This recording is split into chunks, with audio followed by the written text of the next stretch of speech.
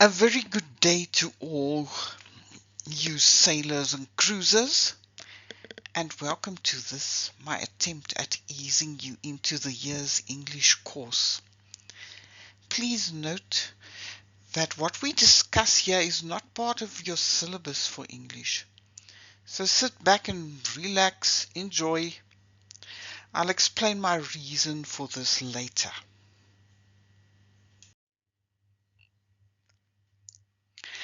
Have you ever heard about such a thing as a war over cracked eggs? It seems the world has gone crazy already. Let's see what happened.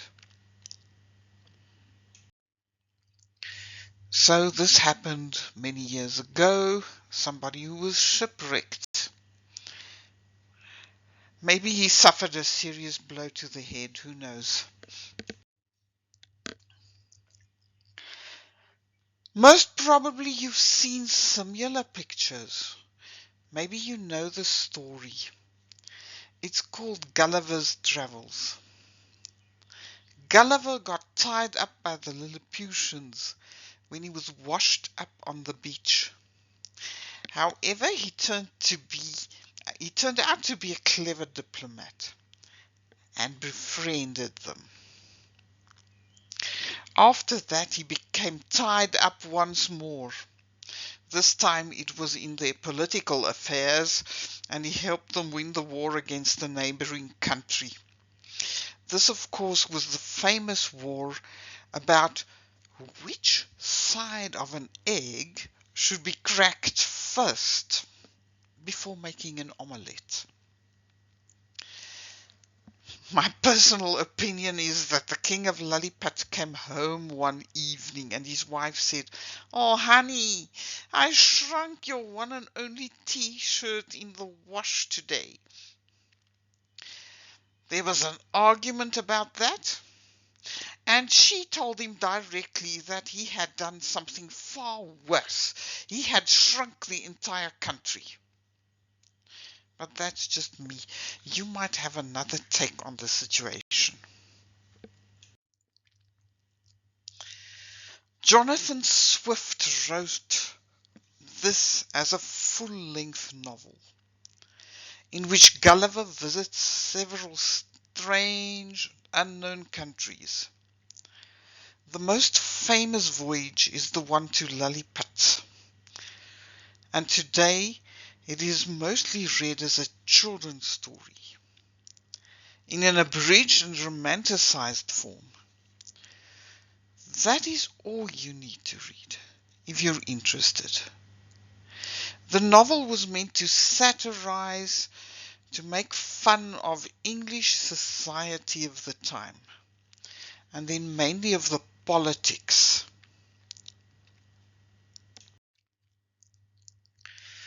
So the full novel should be available on many internet sites.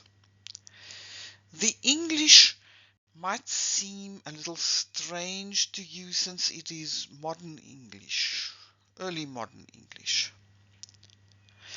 But you will understand it. This is only for those of you who are interested. Remember, no obligation.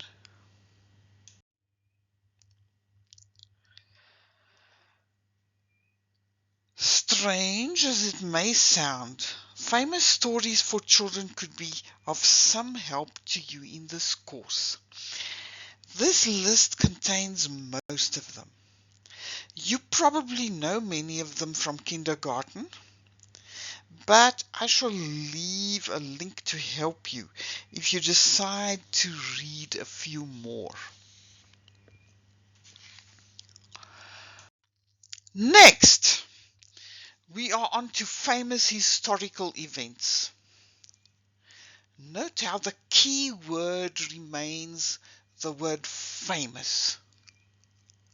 Of course, the most famous historical event belongs to a woman. Here she is, beauty, snake, apple and all. I shall show you another example of an historical event though.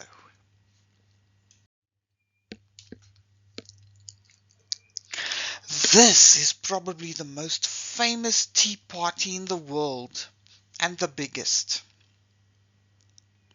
The Americans were discontented about the way they were treated regarding their tea. Not least of all the monopoly and taxes on tea. In this guise, a rebel group boarded a ship carrying tea in the Boston harbor. And what did they do? They dumped all 345 crates of it into the sea. Okay, it seems the harbor became something like a giant teapot.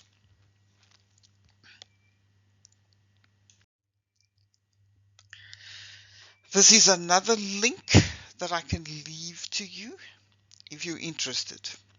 First of all, I would like to introduce you to someone who claims to have been present at that party. I doubt she was invited though. There she is. Take a closer look at her. Note her words.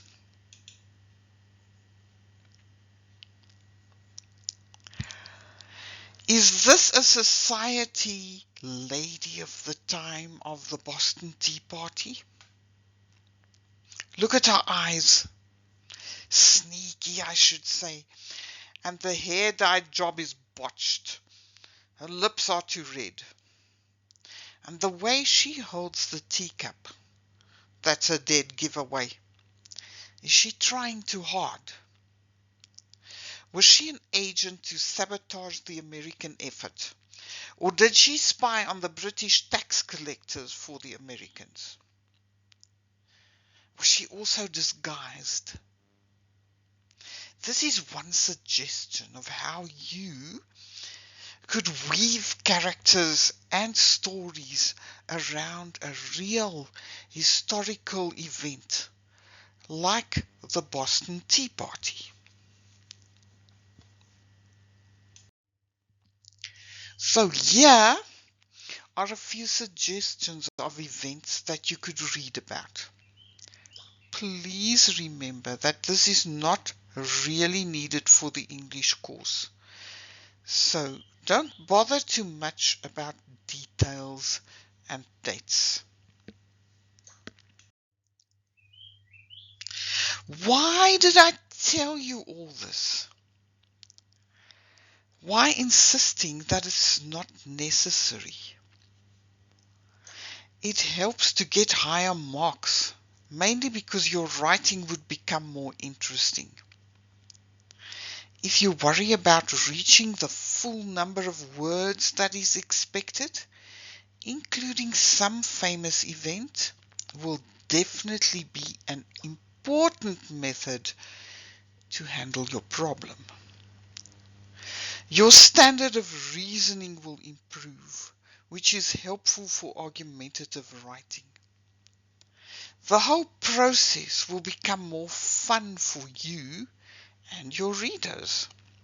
And finally, it could contribute to a clearer understanding of certain reading passages. If a writer alludes to a certain event or two, you will more readily follow his drift. What was discussed here may be called shared resources. And that is something that we shall discuss in more detail later on.